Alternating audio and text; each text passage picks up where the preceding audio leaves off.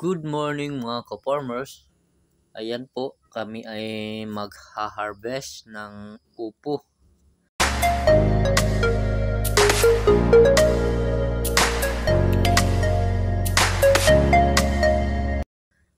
Ayan, bali mga ka-farmers, ito po ay pang 12 harvest mga ka-farmers. Ayan. At yung ating sili ay merong pa ilang bunga. Ayan ka-farmers, yung sili natin ay yung nakaraang harvest ay halos inubos natin yung bunga mga ka-farmers kasi nga po naghahabol tayo sa magandang presyo. Ayan ka-farmers, last harvest natin sa sili ay nung magbagong taon ka-farmers, so ang ganda po ng presyo kaya halos kinalbo po natin yung bunga. Kunti lang yung tinira natin ka-farmers. So ayan yung ating upo ay may malalaki na mga ka-farmers. Ayan. So bali yung aking misis ang nagha-harvest at ako naman po yung tatambak at ako rin po mga ka-farmers ang naghahakot ng upo dun sa baba mga ka-farmers. Ayan. So bali ka-farmers, yung ating upo ay medyo matanda na mga ka-farmers. Limot lang po ako kung ilang, mahigit na yata mga ka-farmers, 3 buwan, mag-aapat na buwan nata mga ka-farmers. Bali limot po ako kung kailan po natin ito tinanim mga ka-farmers. Ayan.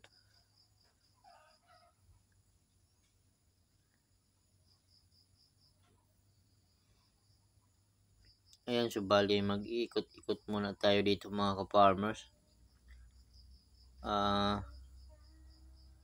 Bali titingin tayo kung marami ba yung ating ma-harvest. Ayan, medyo ito sa baba ay marami-rami yung bunga mga ka-farmers. Ayan, kung mapapansin nyo, malalaki na mga ka-farmers. Ayan. So bali yung asawa ko mga ka-farmers ay dun palang nagha-harvest sa pangatlong tawag dito, pangatlong linya mga ka-farmers. Ayan. So dito po sa taas ay meron din naman bunga mga ka-farmers kaso medyo kukunti na. Kasi nga mga ka-farmers, yung ating upo ay medyo may edad na. Ayan yung sili natin. May ilang bunga mga ka-farmers. So pwede na po sanang i-harvest yan kanina mga ka-farmers. Yun nga lang mga ka-farmers, bali nag-harvest kami ay maulan. So bali yung sili natin kapag ganyang maulan ay hindi po natin pwedeng harvest. Sa bagay, nasa sa inyo naman ng mga ka-farmers, pwede naman po nating i-harvest yan kahit maulan. So yung ka-farmers, bali tapos na po nating i-harvest dun sa area 1 at area 2 mga ka-farmers. Bali yan yung sa bandang kanan ay yan yung sa area 1 at yun naman po sa kaliwa ay yun yung sa area 2 mga ka-farmers. Bali ako po mga ka-farmers ay maghahakot na papunta dun sa taas mga ka-farmers. Kasi nga po baka yung buyer natin ay nandun na mga ka-farmers, naghihintay.